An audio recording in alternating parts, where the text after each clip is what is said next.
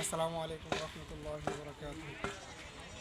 প্রিয় মুসলিম ভাই বন্ধুগণ, যারা দেশে আছেন, দেশ বা বিদেশে যে যেখানে আছেন, যে আপনারা যারা অবগত আছেন যে আমরা একটি প্রতিষ্ঠান উদ্যোগ নিয়েছি। এখানে প্রায় বলেছিলাম প্রায় 400-500 ঘরের মতো।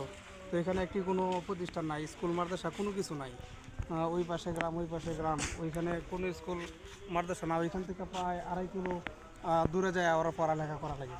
তো ওই হিসাবে নাই দেখে আমরা এখানে একটা উদ্যোগ নিয়েছিলাম একটি মাদ্রাসা প্রতিষ্ঠানের জন্য। এখন পুরা রমজান মাস আমরা এই মসজিদে পড়াইছি, এখন মসজিদে জায়গা হয় না। সেই জন্য আমরা এখন এই যে খুব দ্রুত এই পর্যন্ত মানে অনেক কিছু করে কষ্ট মষ্ট করে আমরা উপরে টিনটা লাগাইছি। এখন দেখা গেছে চতুর্দিক দিয়ে বেড়া যেটা ডান্না ওইটা দিতে পারতেছি না আমরা। এখন ছাত্রগুলা দেখা গেছে আমরা যেগুলা আসছে এখন ভর্তি হয়েছে ওইগুলো দেখা গেছে এখানে বইরা যায়। আলহামদুলিল্লাহ মোটামুটি অনেক দিনই হয়ে গেছে। আপনারা দেখেন এখানে ওই যে নিচে বসার একটা কোনো জায়গা নাই। তারপর আবার ওই ডান্না বৃষ্টি মিষ্টি এলে তো সমস্যা।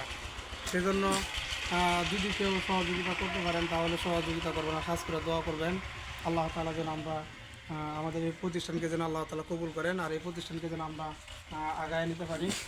আল্লাহ তাআলা যারা এই প্রতিষ্ঠানের সাথে সম্পর্ক থাকবে আল্লাহ তাআলা যেন প্রত্যেককে কবুল করে নেন। আর